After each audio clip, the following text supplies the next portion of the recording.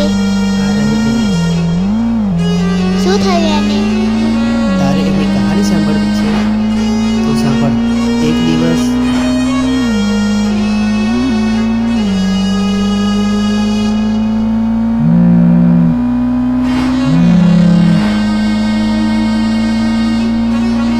હા જાન. આપણે જ્યાં પહેલી વાર મળ્યા હતા ત્યાં તમે આવી જાઓ, મારે કામ છે. ઓકે.